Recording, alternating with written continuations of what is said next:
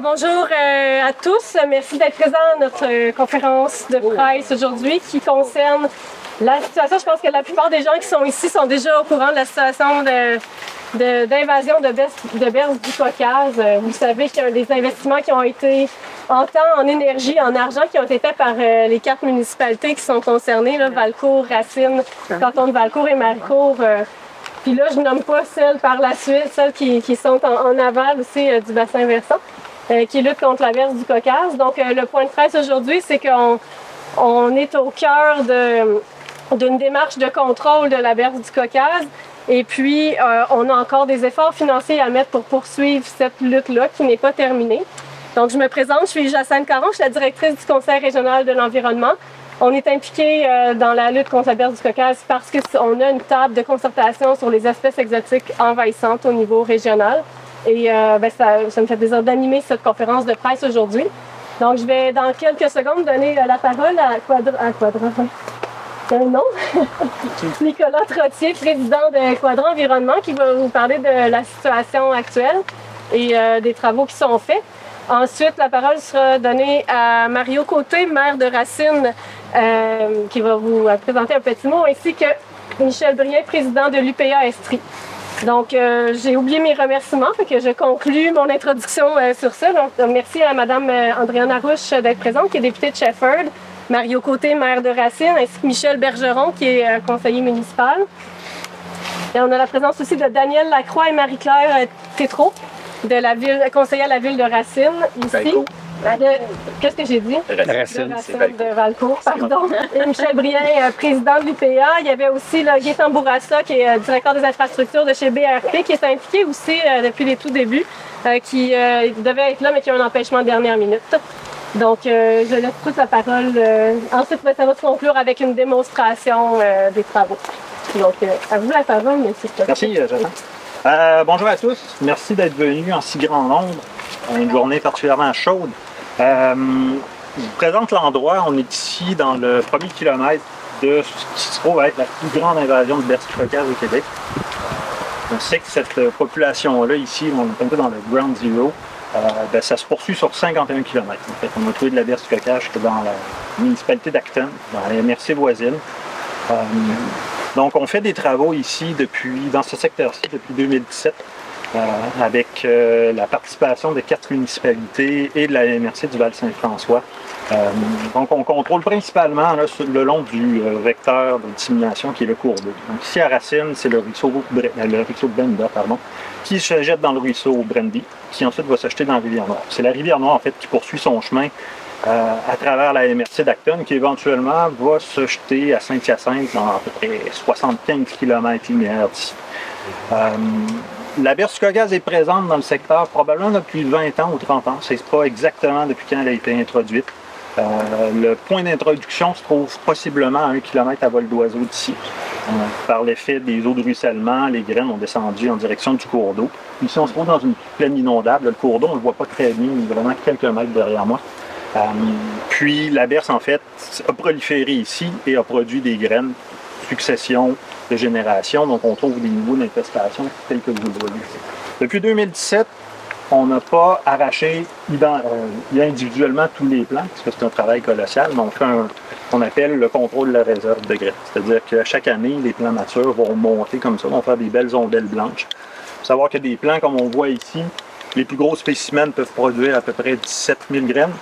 Vraiment, les plus gros plants qu'on trouve dans la région peuvent aller jusqu'à 20 000. Ces graines-là, il y en a à peu près 90 % qui sont viables, qui vont être capables de germer dans les prochaines années. Puis une donnée assez importante, assez inquiétante aussi, c'est que ces graines-là peuvent rester en dormance dans le sol pendant 7 ans. C'est-à-dire que même si on venait ici et on arrachait tout, systématiquement tout, on va revenir l'année d'après, il va falloir recommencer, puis ce travail-là, il va falloir le faire pendant 7 ans. Donc, c'est ce qui fait en sorte que c'est le travail qui est vraiment titanesque.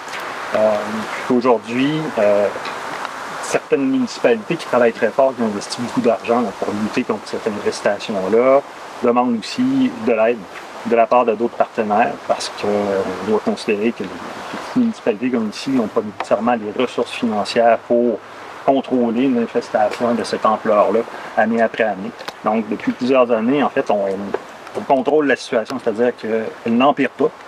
mais il va falloir véritablement pouvoir continuer à la contrôler pendant encore un bon bout de temps pour que le réservoir de graines soit véritablement épuisé.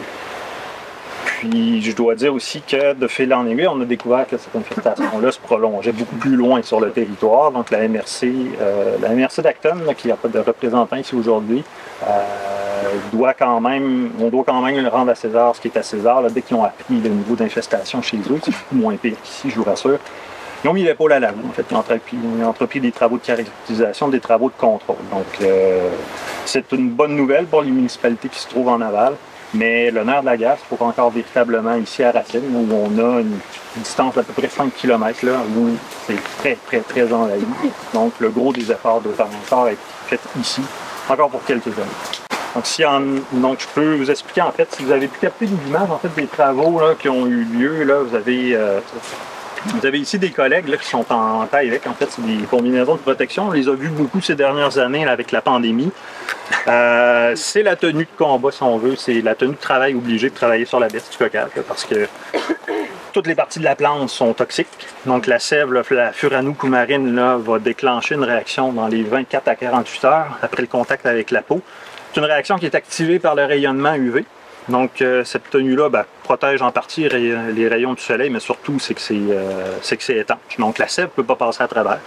Le revers de tout ça, on est content d'être bien protégé, mais en revanche, il fait extrêmement chaud. Donc, c'est un équipement de sécurité qui est absolument essentiel, mais qui est extrêmement pénible à porter. Donc, on peut comprendre que des travaux de cette ampleur-là doivent se faire selon les limites de la capacité des humains. Donc, ça rajoute, disons, un niveau de complexité supplémentaire à la chose. Ce qu'on fait à ce temps-ci de l'année, on déracine les plants. En fait, bientôt, on va tomber en coupe d'ombelle, c'est-à-dire qu'on va enlever simplement les graines. Là, ce que vous voyez dans la partie supérieure de la plante, à l'heure actuelle, c'est des fleurs. Tranquillement, ça va se transformer en graines. Ces graines-là vont être relâchées à partir du mois d'août en général. Donc, si on prélève strictement les graines, on sait que le plant qui fait des fleurs seulement une fois dans sa vie va mourir au terme de cet exercice-là. Donc ça, c'est un blitz qu'on fait à chaque année depuis 2017 sur 12 km de cours d'eau, en partant d'ici jusqu'à la ville de Maricourt. Et donc, grâce à ce travail-là, on sait qu'il n'y a pas de nouvelles semences qui rentrent dans le sol. Mais à ce temps-ci de l'année, c'est encore trop tôt pour faire ce travail-là. Si on le faisait là, en fait, il va y avoir des rejets au niveau de la souche. Puis comme le territoire est tellement vaste à couvrir, on ne peut pas revenir sur nos pas. Donc, il y a une seule intervention, on doit la faire en blitz. Donc, à ce temps-ci de l'année, ce qu'on doit faire, c'est déraciner les plants matures. Donc, les plants que vous voyez ici, là, les gros spécimens, on prélève les fleurs, puis on va carrément déraciner complètement le plant. Donc, c'est les travaux qui ont cours là, dans le secteur là, pour encore une semaine ou deux. Ensuite, on va passer à la coupe des ombelles.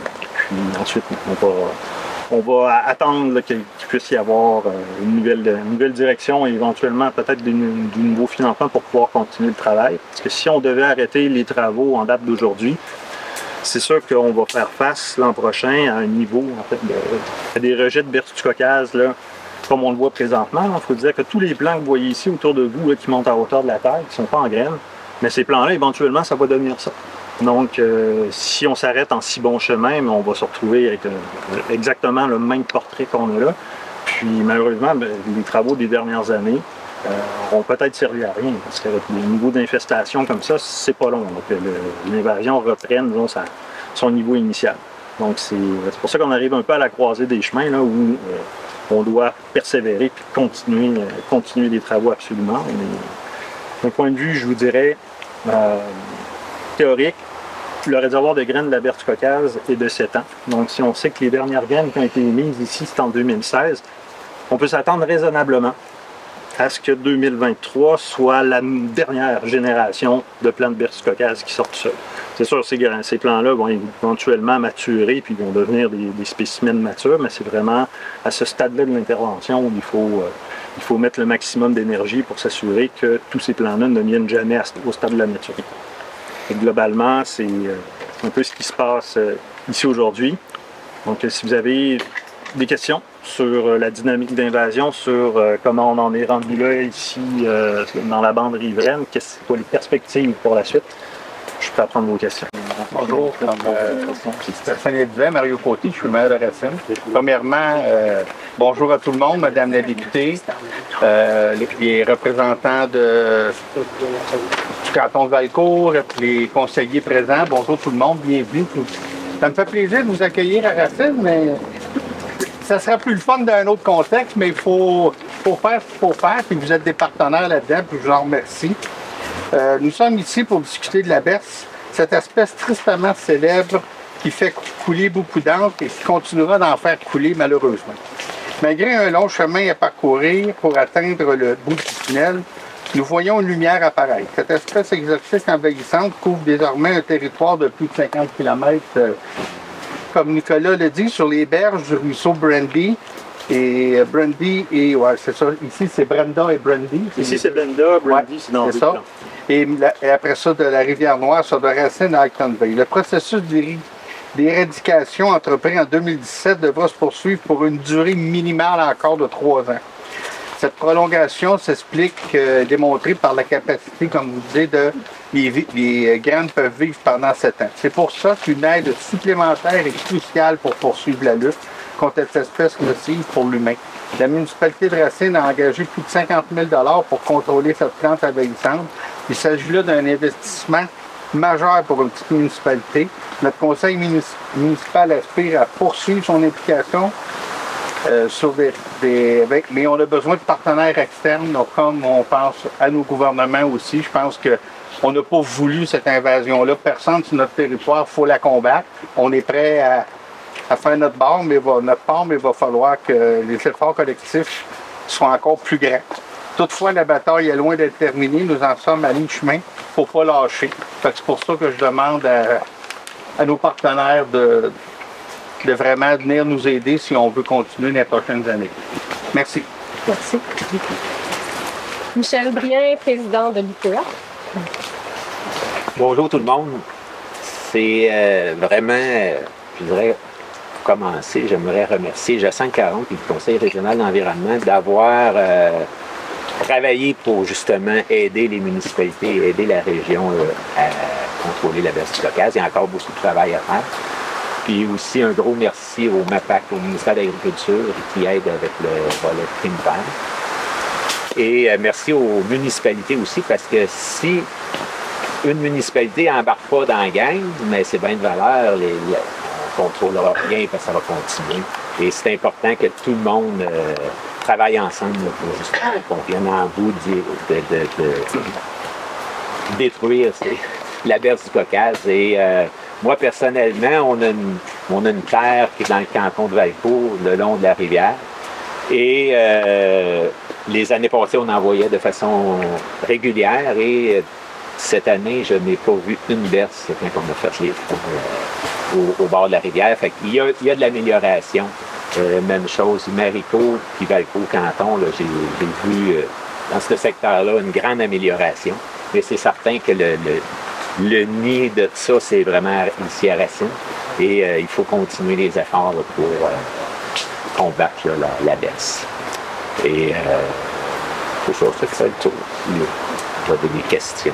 Ben, c'est la conclusion, en fait. Tu l'as bien amené. Je vais aussi remercier MAPAC avec le programme primaire qu'on a obtenu un financement de 100 000 $ pour combattre la berce du Caucase, avec des financements aussi qui sont venus de la municipalité et autres partenaires pour permettre à l'équipe de Quadra de faire de contrôle, de gérer tous ces travaux-là. Donc, c'est la fin de la conférence de presse. Évidemment, on fait faire des entrevues individuelles ou avant, c'est des questions auxquelles les invités veulent répondre. Donc, je vous laisse à la période de questions. Merci beaucoup. J'en aurais peut-être une. Oui. J'aimerais que vous rappeliez que ça a des conséquences, peut-être, ces plantes-là, au-delà de la démarche qu'on fait. De quelles sont justement, rappelez les conséquences d'avoir ces plantes-là le long de nos cours d'eau? OK. Ben d'abord, la berce du Caucase, c'est une plante qu'on dit envahissante. Donc, pour avoir le critère de plante envahissante, il faut que ça ait un impact sur la biodiversité. Il n'y a pas beaucoup d'études sur les impacts réels de cette plante-là sur la biodiversité, peut-être parce que c'est l'évidence. Si vous regardez ici, dans les secteurs où il y a vraiment beaucoup de berces, si vous avez le courage de le mettre à 4 pattes, vous allez voir qu'il n'y a pas de compétition végétale. Par effet d'ombrage, cette plante-là élimine à peu près toutes les autres plantes. Fait qu'à part les gros ligneux, les arbres, il n'y a rien de plus gros qu'un plant de versicolore dans une bande vivante. Donc ça cause un impact qui peut avoir des effets en cascade. Ça déplace certaines espèces végétales qui servaient d'habitat pour des espèces, des amphibiens ou pour des invertébrés. Donc, il y a vraiment des effets multiples à cette perte de biodiversité. Ça, c'est l'aspect, je vous dirais, environnemental, écologique de la versicolation. En fait, l'impact qu'on souligne le plus, puis je crois à bon droit, c'est vraiment l'impact sur la santé publique. Cette plante-là est particulièrement sournoise. Comme je disais tout à l'heure brièvement, un contact avec la versicolore, ça ne cause pas de réaction. C'est pas comme l'ortie, vous allez sursauter. Là. Vous allez être en contact avec cette plante-là, vous ne savez pas si c'est de la sueur, de la rosée, de la pluie, de la sève, vous ne savez pas. Puis si vous avez le malheur de rester en plein soleil, comme aujourd'hui, bien, dans les 24 à 48 heures, vous allez vous retrouver avec une brûlure assez imposante qui peut demander un peu d'hospitalisation. Et ça, nous, on le connaît bien.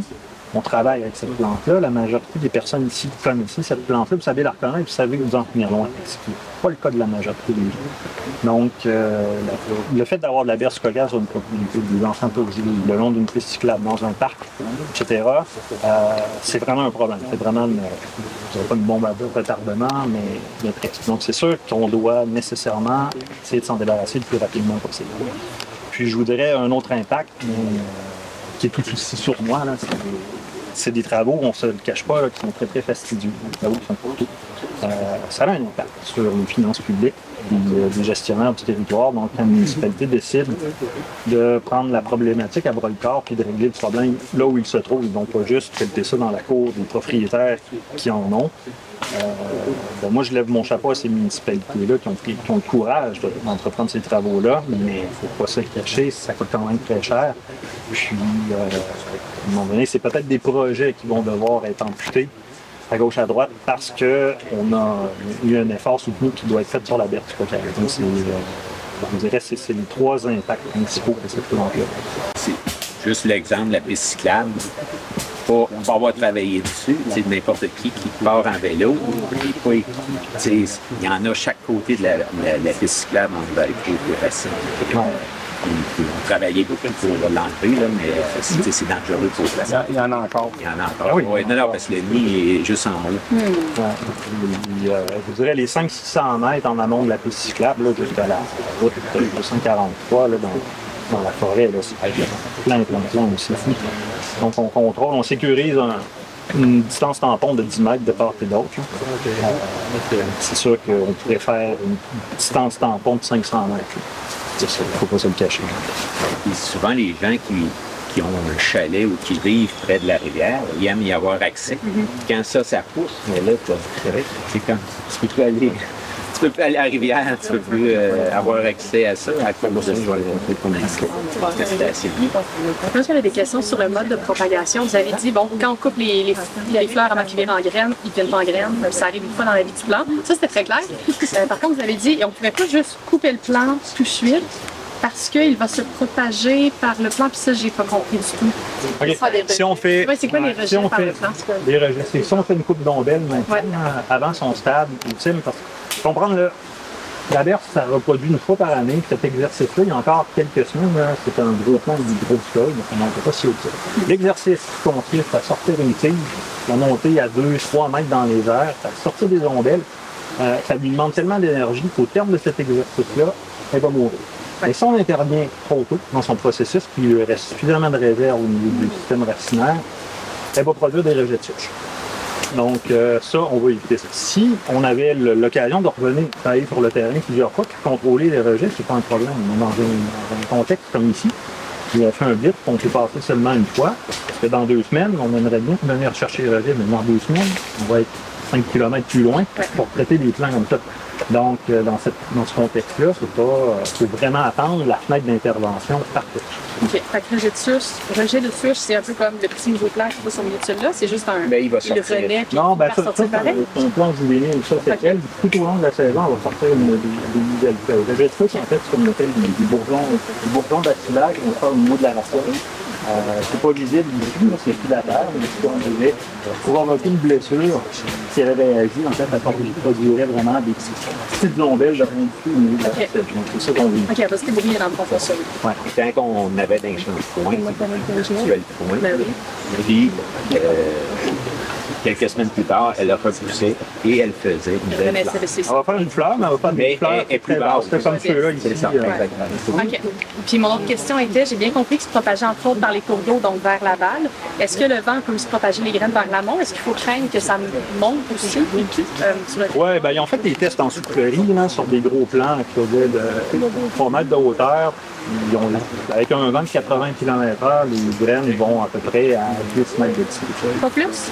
OK. Ça propage quand même, mais Ça se propage, mais c'est ça. Environ 60% des graines vont tomber dans un rayon de 2 mètres autour du plan d'air. Elles sont particulièrement grosses ou lourdes. C'est des gros, ouais, au niveau dans le règne végétal, c'est tombé comme des grosses graines qui sont lourdes. Là, ils ont beaucoup de réserves. Ce qui fait en sorte qu'ils ont une longue longévité. La graine, quand elle est mûre, en fait, c'est un méricat. C'est-à-dire qu'elle a un peu la forme d'une aile. Elle est faite portée par le vent. Mais on va se rendre compte qu'il va y avoir des phénomènes de multiplication multiples. Quand il va y avoir, par exemple, des graines qui vont être relâchées l'hiver. Ça va se poser sur les bancs de neige, sur la glace dans les champs, donc il va y avoir un coup de vent, puis les graines vont transporter. Des fois, des graines vont tomber dans le fourrage, puis la machinerie va passer. Ils vont brasser ça, puis ça va se retrouver là, par surprise toujours plus loin.